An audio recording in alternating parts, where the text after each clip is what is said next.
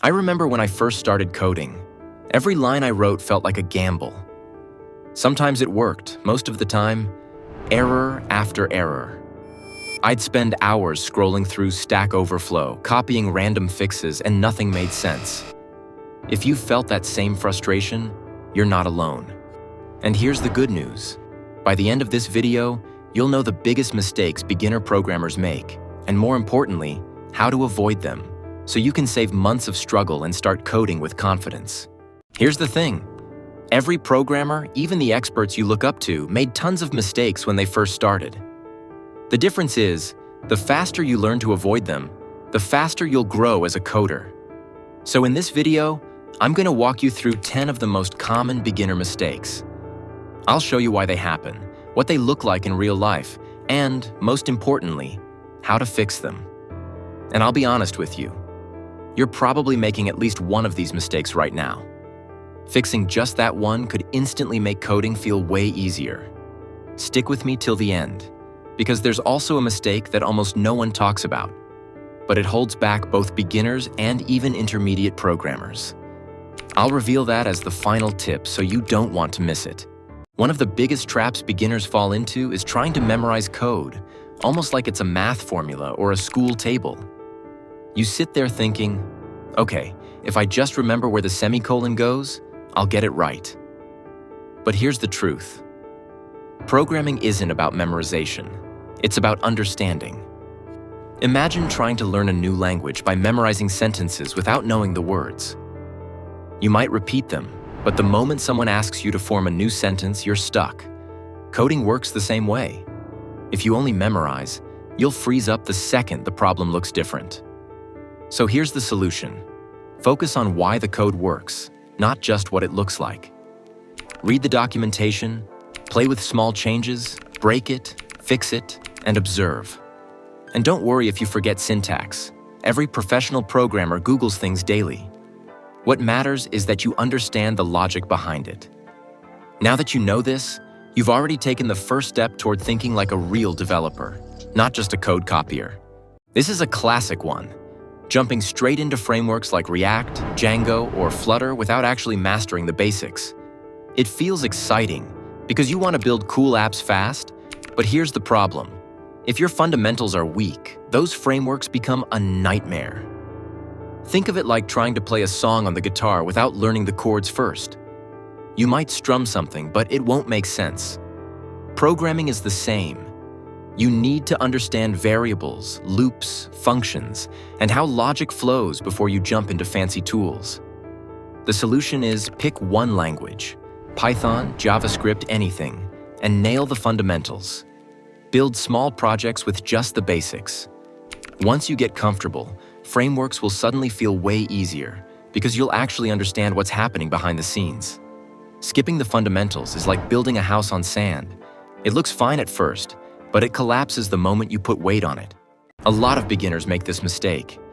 You get an idea, open your editor, and start typing like crazy, only to end up stuck halfway with a mess of code that doesn't work. That happens because you skipped the planning stage. Think of coding like building furniture from IKEA.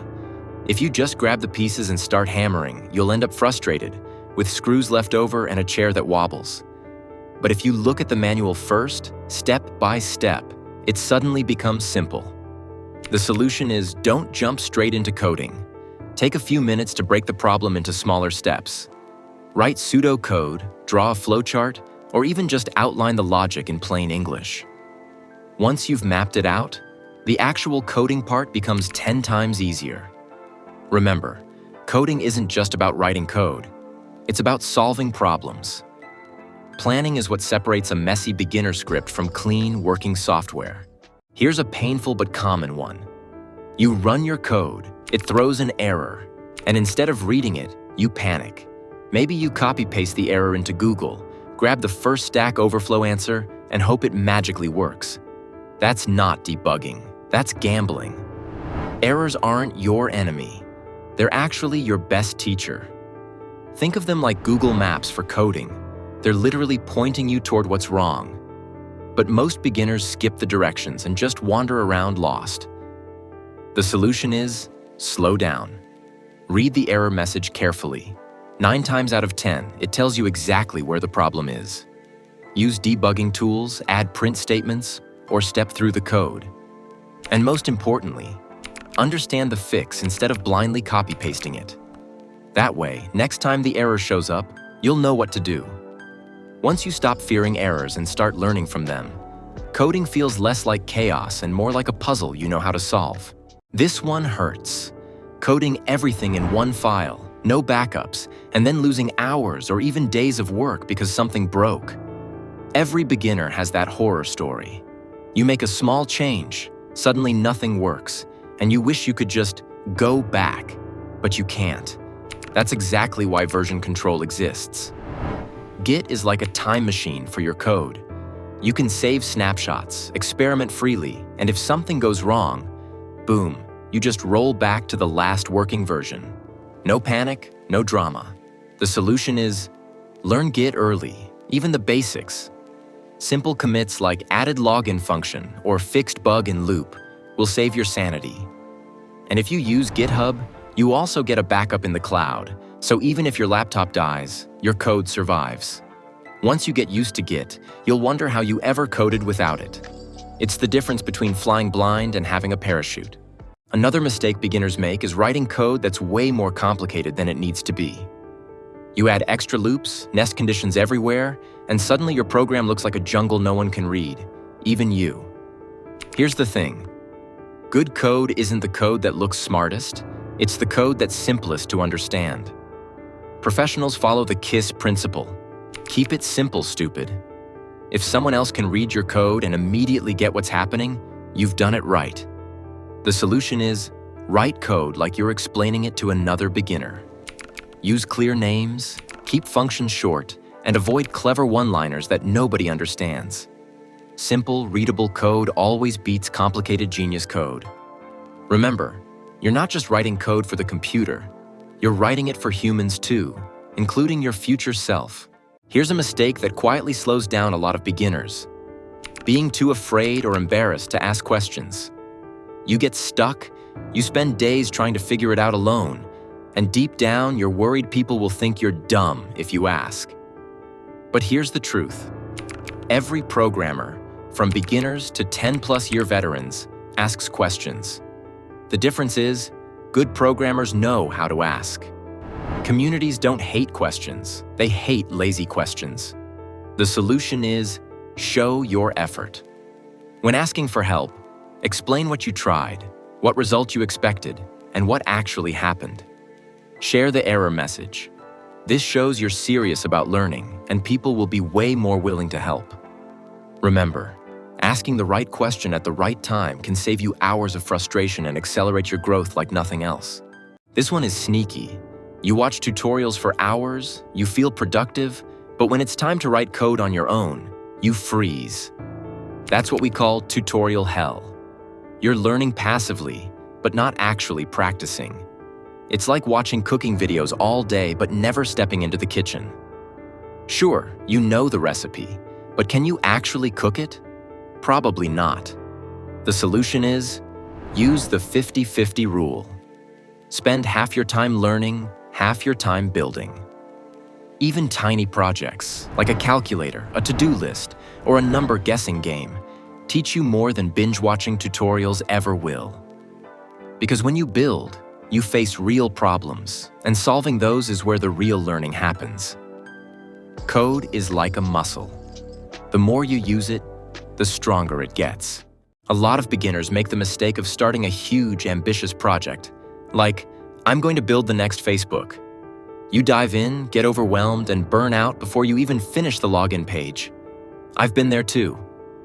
The problem is, you're trying to run a marathon before you've learned how to walk.